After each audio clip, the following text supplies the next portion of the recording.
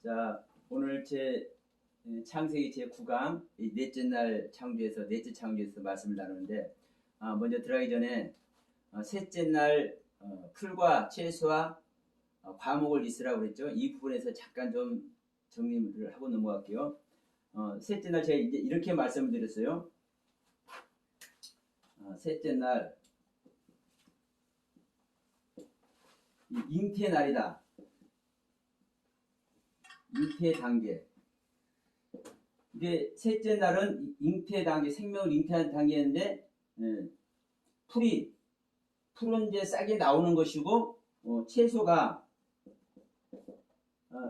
씨를 뿌리는 거다. 풀은 싹이 나고. 예. 자, 풀은 싹을 얘기합니다. 싹, 새싹. 예, 풀은 이 새싹을 말하는 거예요. 근데 이제 채소는 씨를 뿌리는 것을 얘기를 했고, 이제 과목은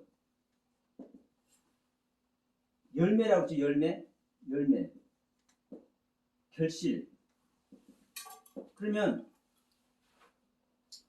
씨 맺는 채소와 열매 맺는 과목을 나라고 그러잖아요. 그러면 씨를 뿌리는 것에서부터 열매를 맺어서 결실하는 이것이 제가 이걸 완성이라고 그랬어요. 완성. 시작. 제가 이 이야기를 왜 드리냐면 신앙의 시작이라고 얘기를 들어버릴 수도 있고 신앙의 완성이라고 얘기를 들어버릴 수도 있어요. 제가 이제 이 말씀드린 부분에서. 근데 이 시작과 이 완성이라는 얘기는 이 셋째 날을 시작과 완성이라고 얘기를 하는 것이지, 신앙의 시작이나 이제 이 셋째 날 생명이 잉태하는 단계라고 했으니까 이 생명이 잉태돼서 완성이 됐다고 이제 들어버리면 안 되는 겁니다. 오해해버리면 안 됩니다. 그래서 다시 한번 제가 말씀을 드리는 거예요. 이 셋째 날의 이야기를 다시 말하면 셋째 날의 이 일하심이, 하나님께서 셋째 날 일하시는 이 일하심이 완성을 한 얘기를 하는 거예요. 그러면 자, 우리가 이렇게 우리가 예를 들어볼 수 있습니다. 우리가 생명이 잉태가 되면 아기 잉태, 얘기를 잉태했습니다. 그러면 얘기가 처음에 엄마 뱃속에서 응애 소리가 하고 나오기 전까지는 그냥 아무 소리 못 하지만, 자, 처음에는 그냥 우리가 이제 초음파를 봐도 알지만 흔적만 남아요. 그런데 이야기가 자라갈수록 이목구비가 갖춰지잖아요. 뱃속에서. 그래서 이 나오기 전에 이 해산대를 이 단계까지 오면은 이게 완성이 되죠. 이 완성을 얘기를 하는 거예요. 알아요. 그러니까 생명. 그렇죠. 예. 그래서 이제 이 동영상을 혹시라도 이제 보시는 분들이 셋째 날과 넷째 날을 제가 말씀드린 부분에서 혹시 이제 오해할 수도 있기 때문에 이 부분은 말씀을 드렸습니다. 그러니까 어느 부분이든지 우리가 이제 셋째 날은 이제 단순하게 셋째 날 잉태하는 것이다 이렇게 생각해 버릴 수도 있지만, 여러분 우리가 우리 현실에서도 우리가 아기가 잉태됐는데도 불구하고 다 아기 낳아요, 못 낳아요? 유산도 많이 하잖아요. 그러죠? 그러니까 아기가 잉태가 된다고 그래서 이 아기가 나아지는 생명으로 해산될 때까지 완성이 되는 것이 아니라고요. 그러니까 그 부분을 지금 얘기를 하는 거예요. 그래서 우리가 이제 이 한마디 한마디가 성경은 사실은 명확하게 정리를 하고 있지만 우리가 이제 이 부분을 어떻게 듣느냐에 따라서 천차만별로 사실 듣는 겁니다. 그래서 혹시라도 이 부분을 다시 한번 말씀을 드려야 되겠다. 그러니까 이게 채소나 과목이나 이런 보여주는 것들 비유로 인해 가지고 생명 잉태하는 것을 그렇죠. 비유로 해주는 것이죠. 그렇죠. 예. 그래서 이제 이런 부분을 성경을 어떤 의도로 가지고 말씀을 하고 있는지 이 부분을 아는 게 이제 정말 중요하죠. 이제 이 넷째 날도 사실 똑같습니다. 이 넷째 날 창조도 이게 일반적으로 볼 때는 자 궁창에 광명이 있어라. 예? 근데 이 광명이 사시와 여기서는 이제 성경에서 이렇게 말씀하죠. 하나님이 가라사대 하늘의 궁창에 광명이 있어 주야로 나뉘게 하라. 또 그 광명으로 하여 징조와 사시와 일자와 연한이 이루라. 그러니까 궁창에 광명이 있게 되네. 근데 이 광명이 빛이 오니까 빛의 세계와 어둠의 세계로 나뉘네. 그래서 주야로 나뉘네. 밤과 낮으로 나뉘네. 이렇게 얘기를 한단 말이에요. 그러니까 우리가 자연스럽게 우리가 이제 살아가는 이 하루하루 그래서 자 이제 이 얘기가 되는 겁니다. 궁창 광명 광명은 빛, 낮, 어둠, 밤으로 이제 나눠지는 거예요. 그런데 이 광명으로 말미암아서 징조와 사시와 일자와 연한을 이루라. 존재해라. 이렇게 얘기를 하는 거예요. 존재해라. 그러면 분명한 것은 그래요. 광명은 여기는 이제 복수입니다. 이 광명이 복수예요, 복수. 여기서 이제 큰 광명과 작은 광명이 나오죠.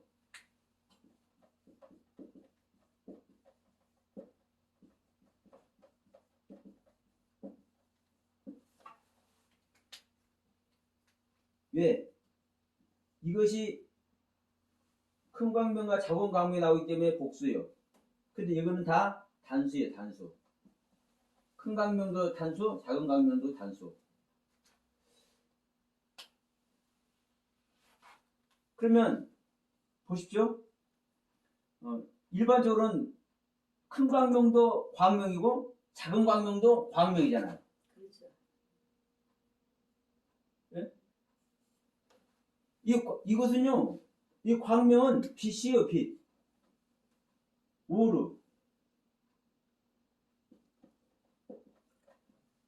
네, 이 오르 빛이에요, 빛. 이 광명은. 이 빛이요. 근데 이 광명 앞에다가 이 맴이라는 단어를 붙죠. 그래서 마오르가 됩니다. 마오르. 그러니까 이 사역, 말씀의 사역, 이 말씀의 사역을 하는 빛이에요. 실제로 일하는 빛. 네? 자, 첫째 날은 이 빛만 있으라고 했죠. 첫째 날은 이 빛만 있으라고 했어요. 이 오리의 빛, 이 오리의 빛. 그러니까 이 빛이 있었는데 이 빛이 물론 둘째 날도 셋째 날도 이 빛의 일함으로 말미암아 둘째 날도 있고 셋째 날도 있는 거예요. 실제로는. 그런데 이 빛 자체가 그 빛 자체로서의 일을 하는 거예요. 자, 우리가 이제 모든 것이 말씀이라고 그랬습니다. 이 빛도 말씀, 궁창도 말씀, 셋째 날에 바다나 묻도 또 거기에 묻에서 나오는 풀과 채소나 과목도 다 말씀이에요. 그런데 같은 빛으로 표현되는 말씀이라고.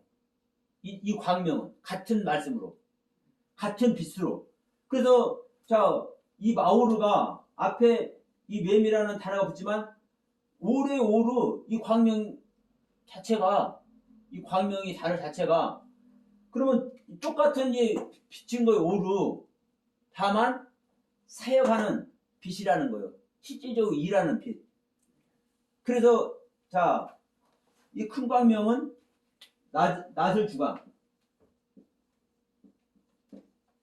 작은 광명은 밤을 주관. 그 일을 하잖아요. 실질적으로 이 빛으로서의 일. 빛으로서의 일. 첫째 날은 빛으로서 일을 안 하는 거예요. 이게 분리만 하는 것이지. 그러니까 이 광명도 지금 분리는 하지만 분리를 하면서도 불구하고 그 빛자체로서의 일을 한다고요. 이 사역을 한다고, 사역. 그러니까 이 단어에 다 나와 있는 거예요. 이 자체가. 그게 이게 히브리어 그런 뜻거리이기 때문에.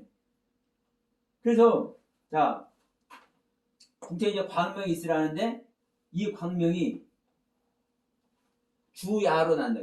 주는 낮이고, 야는 밤이잖아요. 그러면, 이 부분을 지난번에도 말씀을 드렸지만, 주, 야로 나뉘는 게, 나의 세계와 하나님의 세계로 나뉘는 겁니다. 주야로 나누는 거요. 예. 자, 낮, 밤, 이게 주야예요, 주야. 그죠? 주야.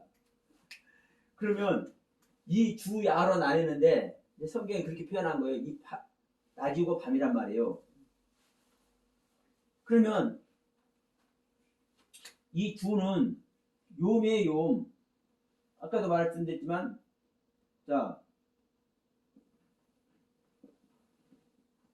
이 요, 낮. 이 야는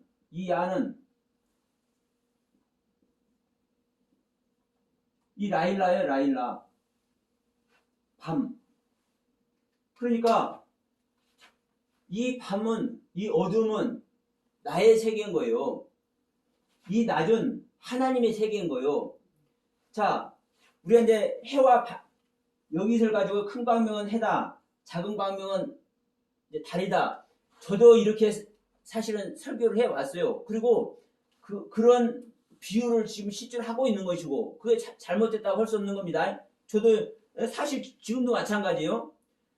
그런데 중요한 것은 해가 없어집니까? 안 없어집니까? 안 없어지죠. 밤은. 다만 어쩔 뿐이지. 예. 그런데 사실은 밤이 있나? 이거라 보세요. 큰 광명도 작은 광명도 다 광명이라 했다니까. 빛이라 했다니까. 빛. 그러면 제가 이야기 했잖아요. 밤도 사실은 빛인 것이다. 밤도 빛인 것이다. 왜? 밤에만 일하고 밤에만 활동하는 존재가 있잖아요. 과학기며 이런 존재들이 실제로. 그럼 그런 짐승들은 낮에 오히려 못 하잖아요. 그럼 밤이 이들에게는 빛인 거예요. 네. 그러니까 지금 성경에도 그러잖아요. 큰 광명과 작은 광명이 이스라엘인데 이 큰 광명도 광명이고 작은 광명도 광명이라니까요. 그런데 이 광명을 복수로 얘기를 하고 있잖아요. 똑같이 사실은 광명인 거예요. 광명. 제 얘기가 아니라 성경 얘기잖아요. 다시 한번 확인해 드립니다. 자, 이 동영상을 보시는 분들 14절에서 하나님이 가라사대 하늘의 궁창에 광명이 있어 주야로 나뉘게 하라. 또 그 광명으로 인하여 징조와 사시와 일자와 연한이 이루라. 또 그 광명이 하늘의 궁창에 있어 땅에 빛을 하시고 그대로 되니라. 하나님이 두 큰 광명을 만드사. 봐, 여기서 이제 이 두 큰 광명을 만든다는 거예요. 그런데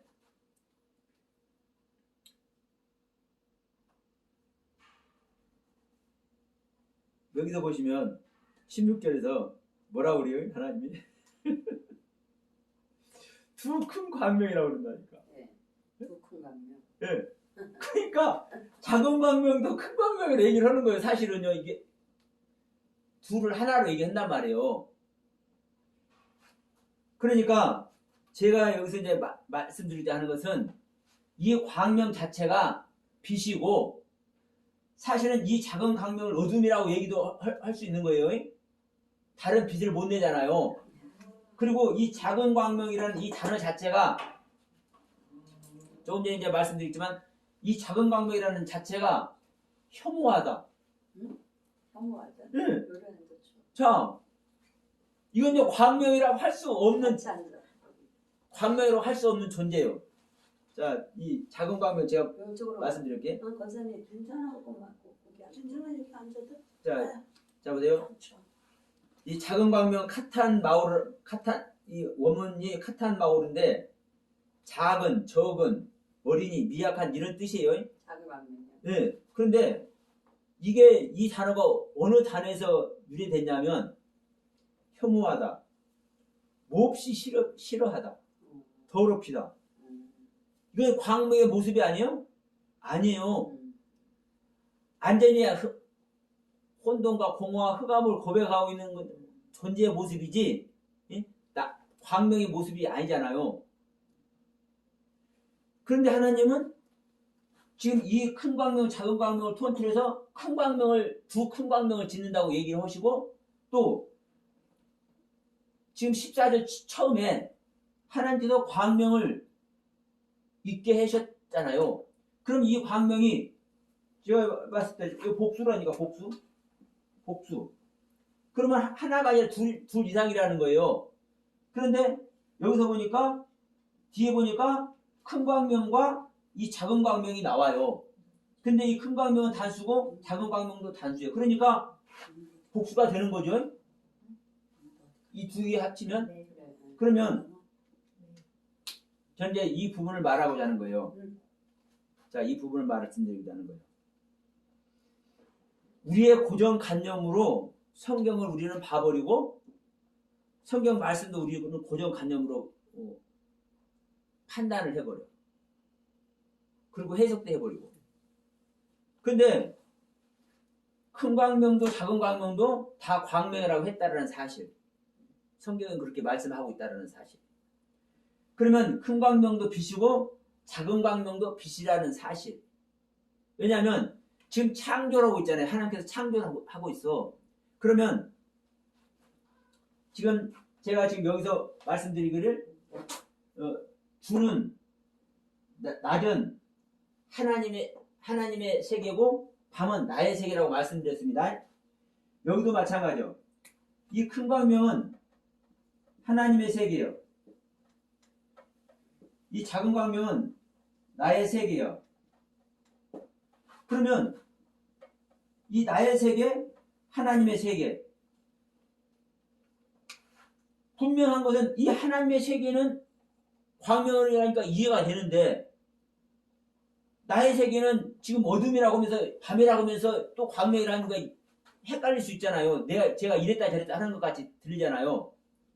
그러면 지금 이 넷째 날을 지금 하나님은 누구에게 창조를 하고 있는 거예요? 나에게 창조하고 있잖아요. 나에게 창조를 하고 있기 때문에 나에게 창조하는 이 광명이 빛이라니까요. 빛.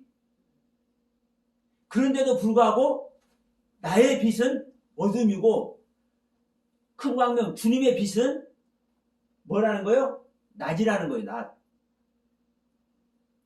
그러니까 지금 여기서 일자와 사시와 연한이 나오니까 1년 365일 4계절 이야기하는 것 같지만 우리 믿는 자 이야기인 거예요. 사실은요. 이게 다섯째 날 이제 넘어가면 너무나 명확합니다. 기대하세요, 여러분. 징조 사실 일자 연한 그러면은 우리의 마음속에 저 징조와 사실 일자 연한 이런 것들이 그냥 수시로 이 마음속에서 저기 된다는 건가? 이게 다 있는 거죠. 우리 마음 안에. 그럼요. 왜냐하면 하나님의 세계 그 자체가 빛의 세계잖아요.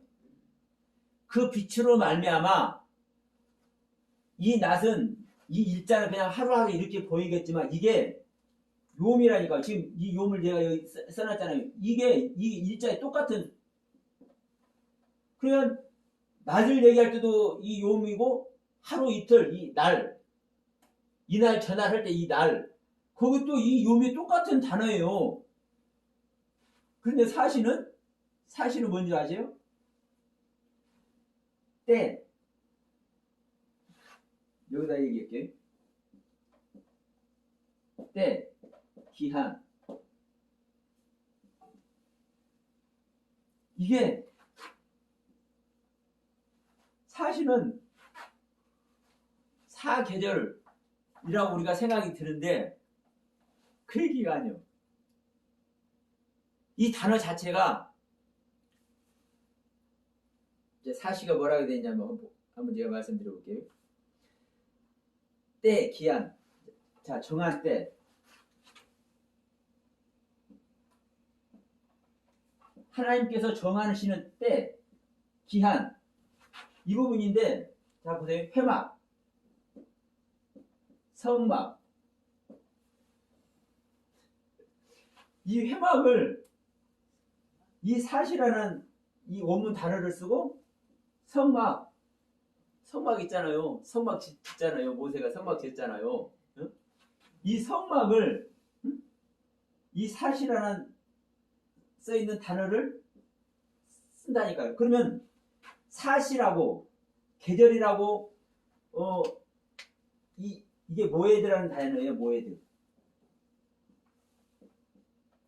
이 모에드라는 단어를 사시, 즉 사계절이라고 사용한 것은 지금 창세기 1장 여기 한 군데밖에 없어요.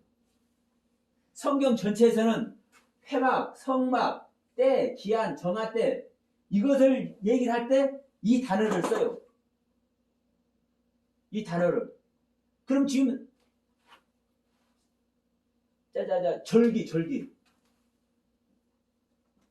절기를 쓸 때도 이 절기는 보세요. 저 6월절 절기죠. 초실절, 초막절, 칠칠절, 맥주절 뭐 다 그 칠칠절 맥주 같은 절기니까.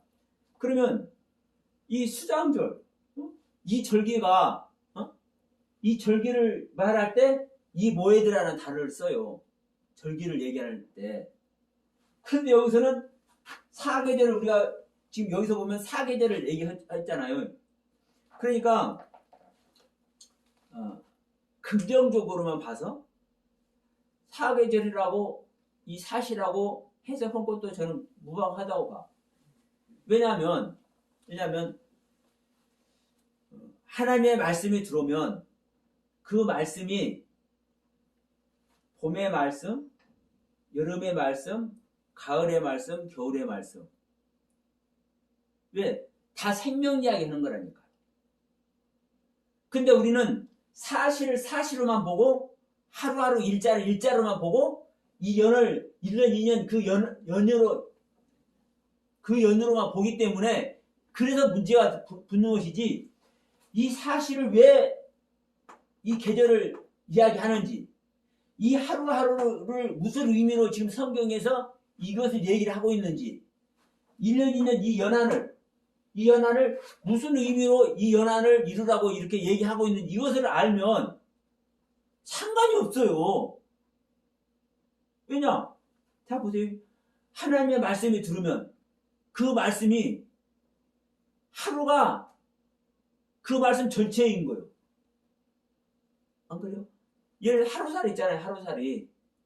우리한테 뭐라 그래요? 욥기서에서는 하루살이에게도 눌려 죽을 자. 네? 하루의 생명 자체가요. 그 신앙 전체를 얘기를 한다는 의미를 가지고 있는 거예요. 하루란 이 얘기가. 그러면 이 사시라는 이야기는 이 사계절 전체가 우리 신앙의 완성을 얘기를 하는 얘기고 이 연한은 뭡니까? 연한은 1년 전체가 연한이기도 하지만 지금 여기서는 1년, 2년 그래서 2년 제가 요건다고 말씀하지 마시고요. 2년. 네, 2년이니까 요건다고 하지 마시고 자 2년 2년아 자 이제 2년 할 때 이 샤나라는 단어거든요. 이라는 단어, 둘이라는 단어나 이 연이라는 단어나 똑같은 반복하다, 변하다라는 센이라는 단어에서 온다니까요. 그러니까 이 연한을 말하든 일자를 말하든 사실을 말하든 이것이 무슨 의미를 가지고 이 이야기를 하는지를 알면 상관없어요. 사실을 1년이라고 하든 안 하든. 그러나 지금 제가 여기서 이 말씀을 드렸지만 이 사실이라고 하는 이 모이드라는 단어가 때, 기한, 정한 때 하나님의 말씀이 아무 때나 우리 안에 들어오는 것이고 또 하나님의 말씀 안에 있다 해서 우리가 아무 때나 거듭나는 것이 아니잖아요. 하나님께서 허락하시는 그 정한 때 우리가 거듭나기도 하고 그 정한 때 우리가 하나님의 아들이 되기도 하고 이 때가 중요한 거예요. 이 때를 모에드라고 얘기한다니까. 이 사시라고 하는 단어. 그러니까 보세요. 회막도 그래요. 회막은 왜 이 단어를 쓰겠어요? 회막은 장소잖아요. 장소. 뭐 하는 장소? 제사 드리는 장소. 그때 제사 드리는 그때. 그러니까 회막, 성막도 그런 의미에서 이때 기한. 그래서 이 같은 단어를 쓰는 거예요. 그러면 일반적으로 볼 때는 하나님께서 말씀하는 기한, 때, 정한 때 그거와 성막, 회막 이거 전혀 엉뚱한 표현이 아니에요? 그러나 이 의미를 하나님께서 이 단어들을 왜 사용하는지 이 의미를 알면 모두가 지금 생명 없는 이야기를 하고 있는 거라고. 지금 그 회막 얘기도 성막 얘기도 거기서 지금 하나님 만나는 얘기 하잖아요. 이 회막 성막에서 그 제사 지내는 이 절기도 지금 하나님 만나는 얘기잖아요. 때, 기한, 정한 때 이게 전부 하나님 만나는 얘기잖아요. 그럼 여기서도 사시라고 저는 긍정적으로 얘기해서 사시라고 사계절이라고 번역을 한 것도 저는 긍정적으로 저는 인정을 하면 수긍을 하면 어떤 이야기 되는 거예요? 이것도 하나님 만나는 기간이에요. 봄의 모습으로 하나님을 만나는 것이고 여름의 모습으로 하나님 만나는 것이고 가을의 모습, 결실하는 가을의 모습으로 하나님을 만나는 것이고 그래서 우리가 성경이 뭐 원문 가지고 뭐 번역 잘했니 못했니 이런 것 분별하는 것도 중요하지만 더 중요한 건 뭐예요? 우리가 보는 견해 안에서 하나님의 생명을 우리가 논한다면 그 생명으로 보면은요 사실 거의 하나님 안 만날 리가 없더라고. 제 입장에서는 그래요. 다만 절대로 안 되는 부분이 있기는 있어. 그래서 주님이 오실 때 우리 육체 안에 오신다고 했는데 육체로 온다라는 이 말 같은 경우는 이건 절대로 이건 다 될 수가 없는 부분이에요. 육체로 온다. 네. 육체로 오면은 이 현실 세계 주님께서 주님의 육체로 나타난다는 얘기잖아요. 육체로 온다는 얘기는. 그러나 우리 믿는 자 육체 안에 온다는 소리는 내면의 세계에 하나님께서 영으로 오신다는 소리거든요. 실질적으로. 주님은 육신 자체도 영이니까 이해하시죠? 우리 3일째 우리가 영어만 공부했잖아요. 그러니까 중요한 것은 영이신 주님이 우리 믿는 육체 안에 온다는 얘기잖아요. 그러니까 이 부분은 명백하게 뭐 긍정적으로 뭐 봐줘야 된다는 이런 거 할 수가 없는 거예요. 명백한 오류니까. 그러나 대부분은 사실은 우리가 생명의 경륜 안에서 이렇게 해석을 하게 되면 지금 이 사시와 가치도 다 우리는 하나님의 경륜 속에서 우리는 긍정적으로 하나님의 생명을 얻는 길에 있어서 우리는 다 받아들일 수가 있다. 이 부분을 제가 말씀드린 겁니다. 자, 그러면 이제 이 부분을 말씀드릴게요. 이 큰 광명과 작은 광명. 이 큰 광명과 작은 광명을 제가 이제 큰 광명은 하나님의 세계, 작은 광명은 나의 세계라고 그랬는데 이 하나님의 세계와 나의 세계를 우리는 어떻게 볼 것이냐? 분명한 것은 큰 광명은 낮을 주관하게 하고 이 작은 광명은 밤을 주관을 해요. 그러면 이 주관한다는 게 뭐냐? 응? 주관한다는 것이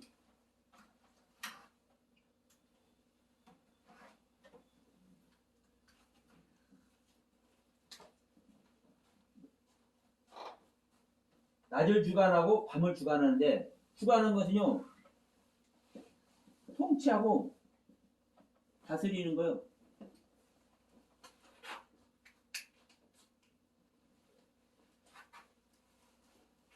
그러면 예. 그러면 자 보세요. 이 주관한다는 얘기가 이게 통치하고 다스리는 것이 다스리는 것이다 보니까 자, 이 한마디로 지배하는 겁니다. 지배. 그러면 큰 광명은 낮을 다스리는 거예요. 통치하고 지배하는 거예요. 작은 광명은 밤을 다스리는 거예요. 통치하고 지배하는 거예요. 그러면 제가 아까도 말씀드렸어요. 큰 광명도 빛이고 작은 광명도 빛이다. 그런데 빛인데도 불구하고 작은 광명은 밤이다. 밤. 작은 광명은 밤이다. 말할 필요 없어요. 작은 광명은 밤이요. 이 큰 광명은 낮이요. 낮. 자, 낮. 큰 광명은. 그러면 큰 광명은 낮을 다스린다 표현이 되는데 작은 광명은 밤을 다스린다. 무엇으로 여러분 한번 생각해 보세요. 무엇으로 다스릴 것인가? 무엇으로 다스릴 것인가? 물론 말씀으로 다스려요. 밤이라는 표현의 말씀, 낮이라는 표현의 말씀. 그런데 이제 이렇게만 하면 추상적이니까 이제 성경적으로 제가 한번 말씀을 드려볼게요. 자, 이 큰 광명은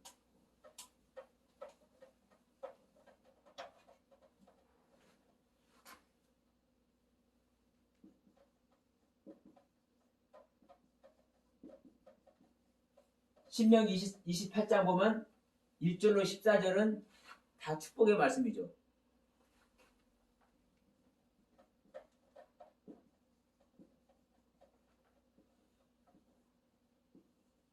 작은 광명은 신명기 28장 보면 15절부터 68절까지입니다. 이 저주 말입니다. 그러면 이 부분도 그래요. 이 축복의 말씀으로 다스린다라는 지배한다라는 얘기는 맞는데 이 저주의 말씀으로 다스린다 지배한다 말이 되느냐? 여러분 고정관념을 버려야 한다고 얘기했어요.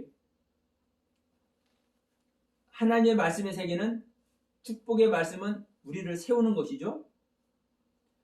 저주의 말씀은 저주의 말씀은 우리를 어떻게 하는 거예요? 나란 존재의 실체를 알게 하는 거예요.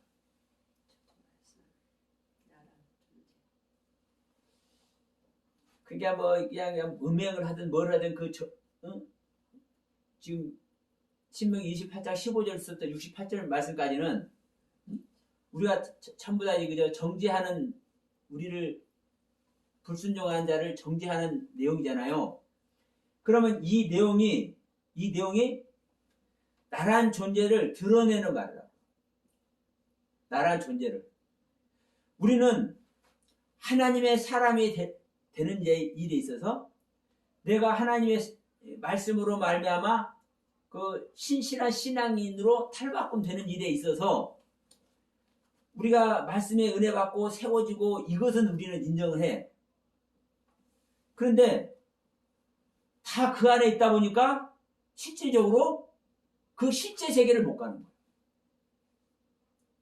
내가 정리 안 되면 나란 세계가 정리가 안 되면 절대로 실제 세계 절대로 못 가는 겁니다.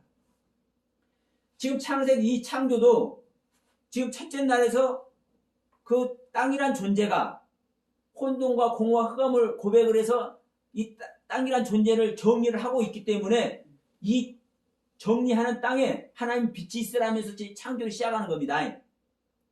예? 그런데 나란 존재를 정리 안 하면 하나님은 절대로 안 움직이죠.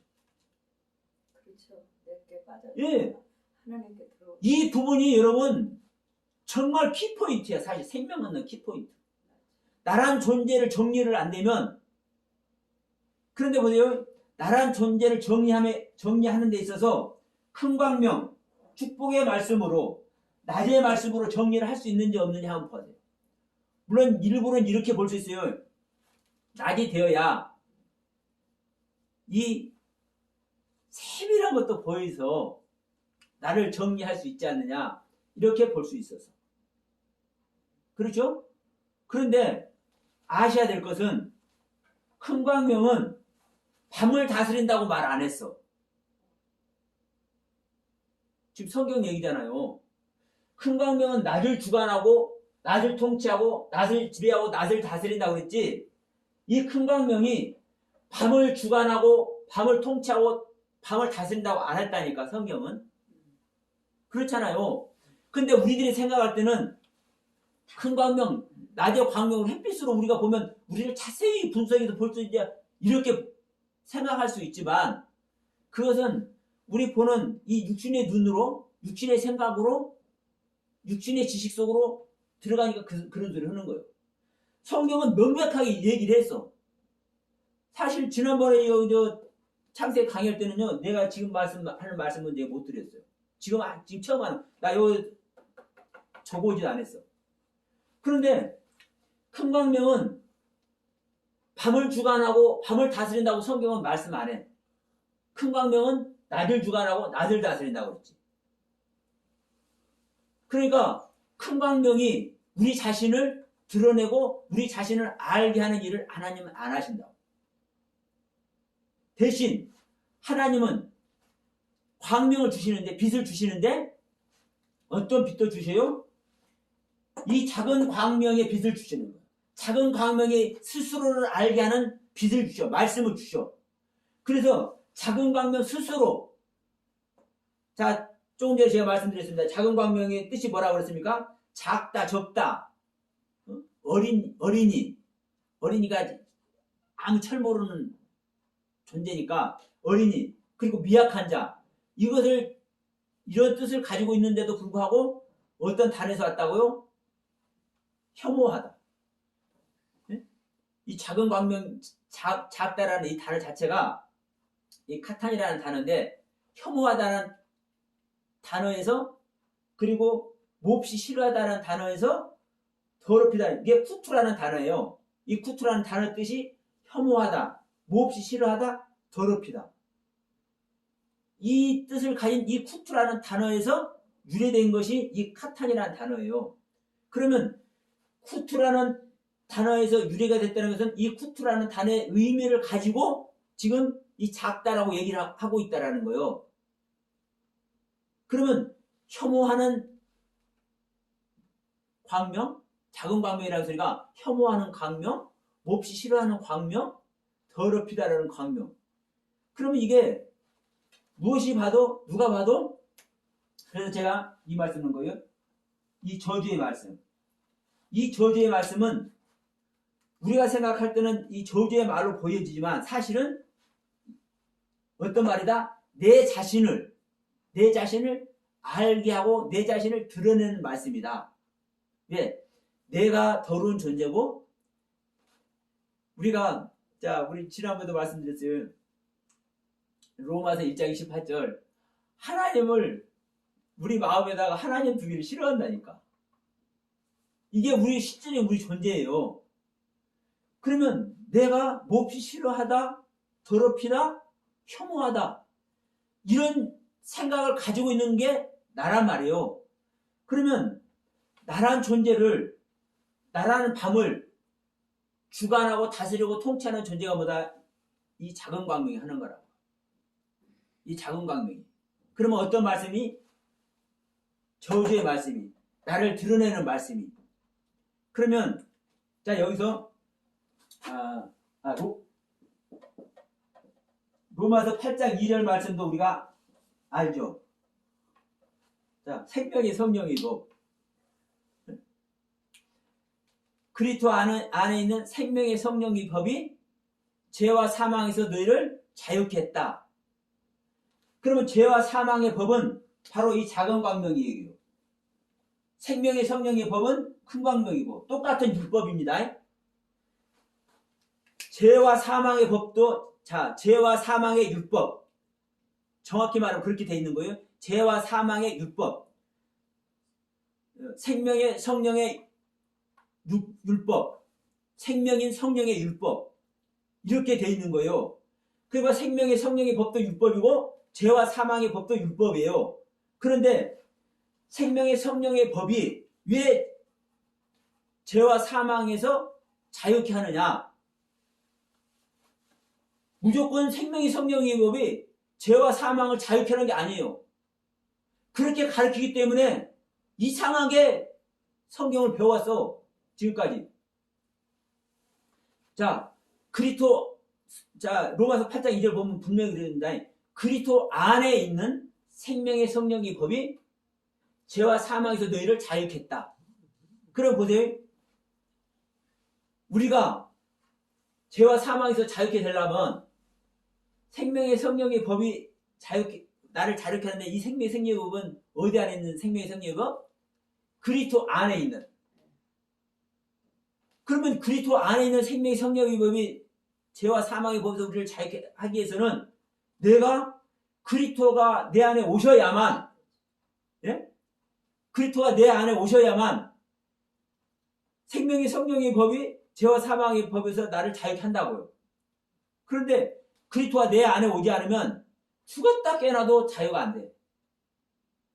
그러면 그리스도께서 내 안에 오시려면 조건이 있죠?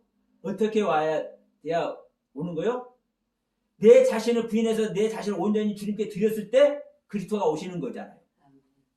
그러면 나를 부인해서 나를 버린 자체가 그리스도가 왔기 때문에 그 그리스도가 일하는 것 같지만 사실은 이미 죄와 사망의 법이, 작은 광명의 법이 지금 일하고 있잖아요. 내 자신을 버렸잖아요. 내 자신을 드러내서 버렸잖아요. 통치하고 지배하고 다스려 버렸잖아요.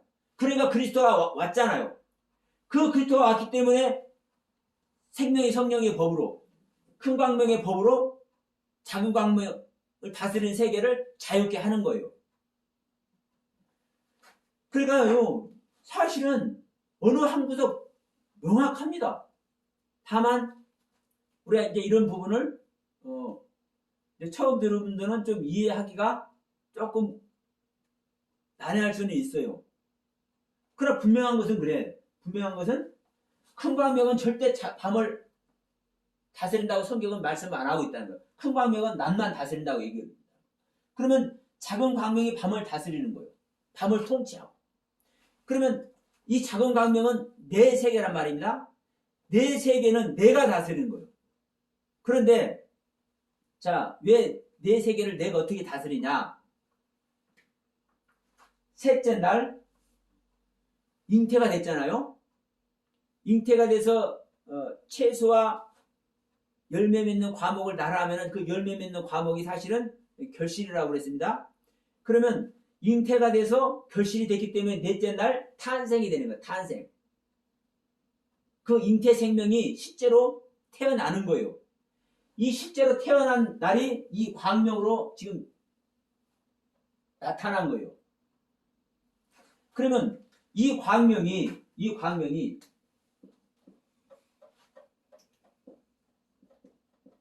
셋째 날 잉태한 생명이거든요. 잉태한 생명. 이 셋째 날 잉태한 생명이 이 넷째 날 광명으로 나타난 거예요. 그러면 이 광명으로 나타났기 때문에 이 광명이 큰 광명과 이 작은 광명으로 다시 이제 구분이 되잖아요. 그러면 내 안에서 이미 그리스도의 생명이 나타났죠. 예? 이 넷째 날은 그리스도의 생명이 나타난 거예요. 어린 상태이지만.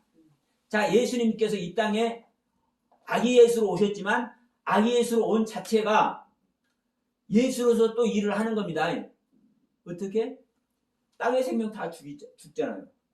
근데 예수가 하늘의 생명이 땅의 생명을 죽여요, 안 죽여요? 안 죽여요. 땅의 생명이 땅의 생명을 죽이지. 바로가 죽였어.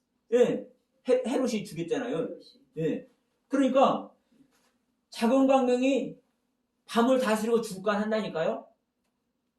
그러니까 중요한 것은 내 세계는 이 넷째 날 광명이 나타나지 않으면 절대로 다스려지는 세계가 아니에요.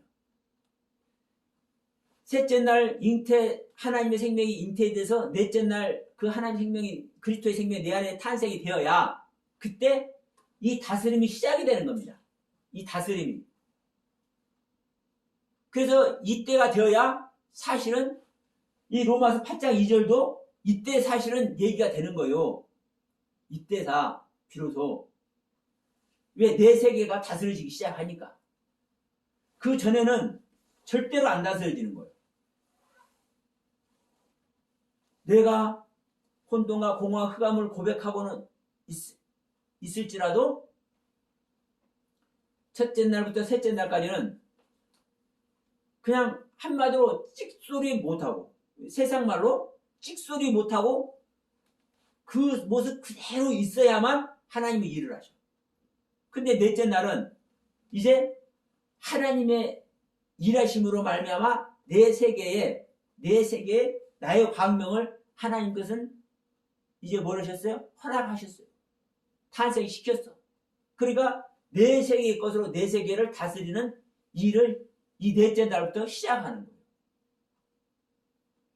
이제 다섯째 날은 실질적으로 이 생명체의 활동이 이 생명의 활동이 실제로 시작되는 거고, 그럼 이 넷째 날은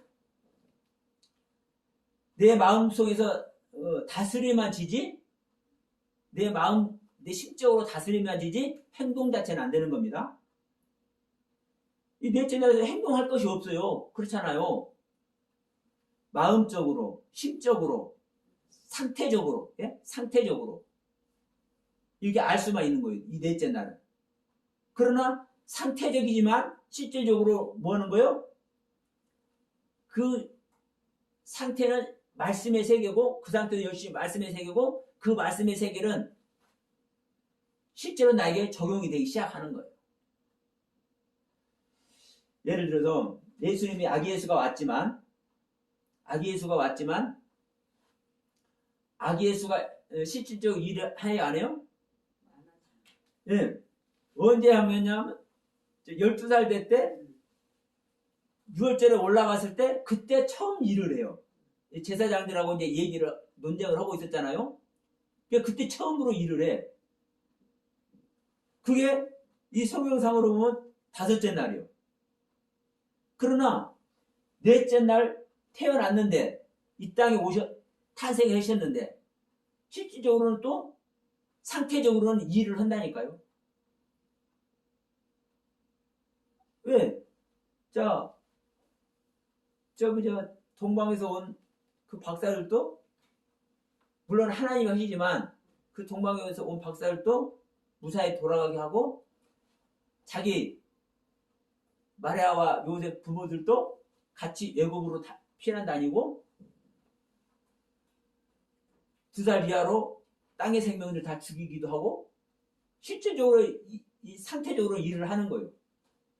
그러니까 여러분 조금 처음 들으신 분들에게는 이 말씀이 이해가 안 되고 어려울 수 있지만 사실은 이 생명 얻는 길 그대로입니다. 생명 얻는 길 그대로. 분명한 것은 그래요. 이런 부분을 우리가 어떻게 이해할 것인가. 사실은 이 징조도 이게 오트라는 단어입니다. 그러면 일자와 사시와 연합만 하더라도 그냥 뭐 1년 360을 사계절 이야기를 하는 것 우리가 이해를 하면 되는 거예요. 그러나 우리가 그렇게 보인다고 해서 우주만을 창조한 이야기로 우리의 삶에 모습을 성경이 말하는 것으로 우리가 알아버리면 이것은 전혀 다른 세계에 가는 거예요. 그래서 우리 안의 이야기와 밖의 이야기가 그냥 일반적으로 볼 때는 그 얘기가 그 얘기 같아. 성령님 모시는 것도 똑같다니까요. 우리가 밖에서 성령님의 일하심과 역사하심을 우리가 체험을 하는 것도 안에서 일하시는 것과 사실 똑같아요. 그런데 사실은 완전히 다른 거예요. 밖에서 일하고 밖에서 만난 성령님은 언제든 없어지는 거예요. 내 상태에 따라서. 그래서 지난번에 세례 요한 얘기했잖아요. 세례 요한이 그 사역에 종지부가 찍어지니까 성령님이 떠나버리니까 오실리가 당신입니까? 물어보라고 그러잖아요. 제자들에게. 그러니까 밖에서 만나주고서 밖에서 충만한 은혜 안에 있고 밖에 성령님만 우리가 알면은 그냥 성령 역사하는 거 성령이 만나고 맞아. 근데 이 밖에서 역사하는 세계와 이 안에서 역사하는 세계는요 사실은 전혀 다른 얘기예요. 지금 똑같아요. 이 이야기다. 이 창조 이야기도. 그러니까 우리 밖에서 이 큰 광명 작은 광명 이야기하고 낮을 주관하는 것도 밤을 주관하는 것도 지금 이 현실 세계에 이 태양과 달을 통해서 하는 얘기라고 우리가 알아버린 것과 우리 안에서 이런 일들이 일어나는 이야기라고 이해하는 것은요 완전히 다른 세계라니까. 근데 일반적으로는요 여러분 지금도 제가 설명했지만 뭐가 달라요? 그게 그거요. 그게 그거. 그런데 지금 우리가 이렇게 볼 때는 그게 그거인 것 같지만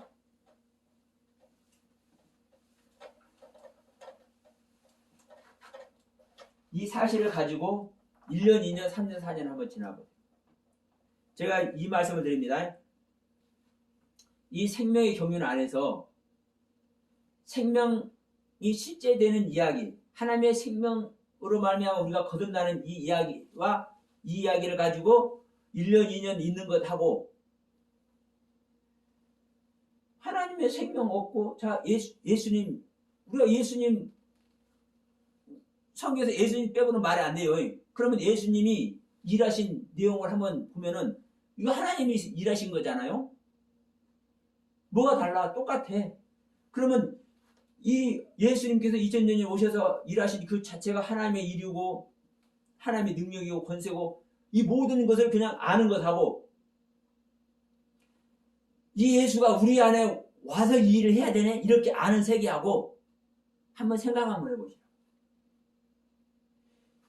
2000년 지금 2000년 동안 이 밖에 예수만 우리는 믿어왔어.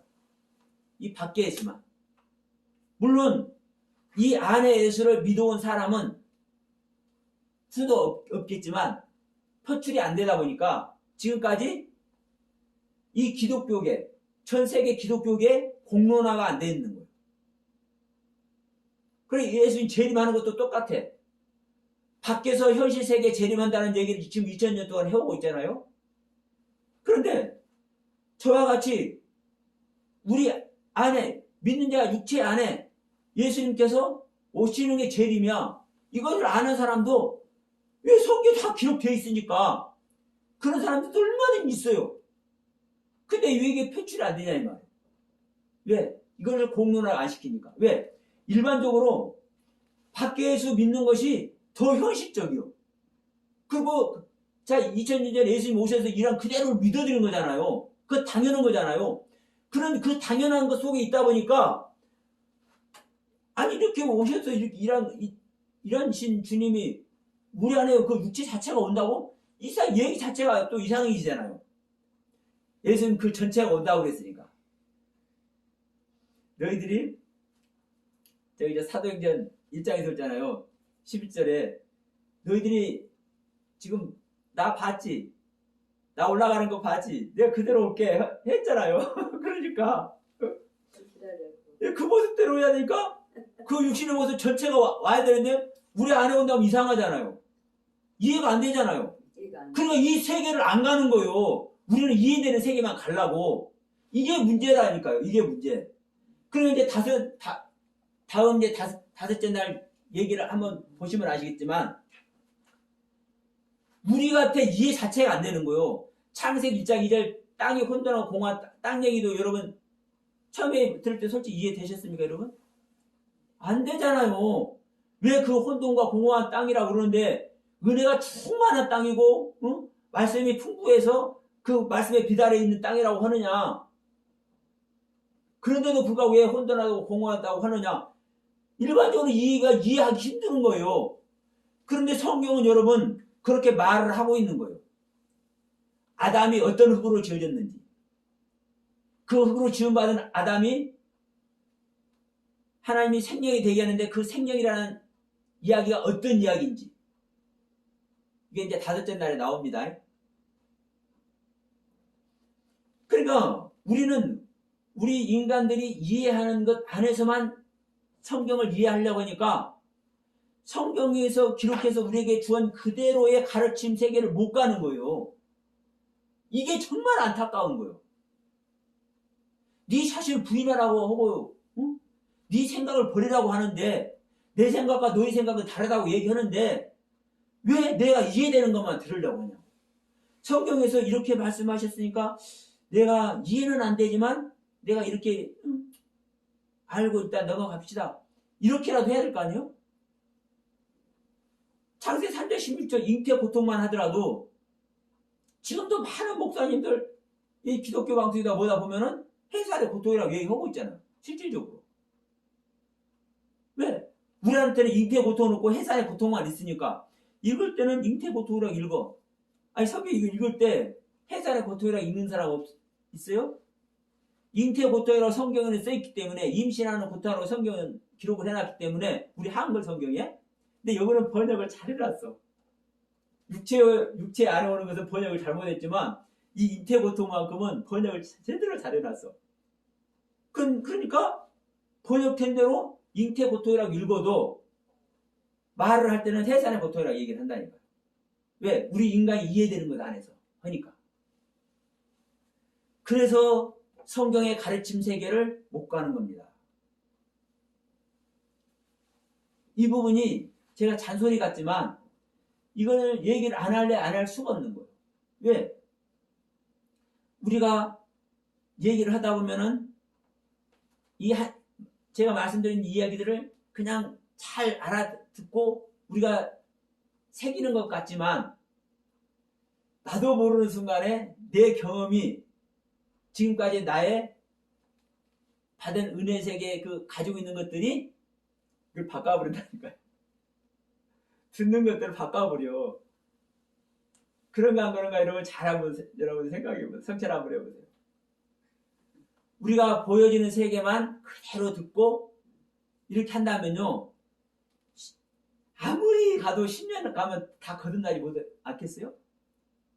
그러나 제가 지난번에 어느 목사님 그래요. 거듭나는 얘기를 하니까 성질을 내버려. 지금 목사들 앉혀놓고 뭐 하냐는 거예요, 저한테. 응?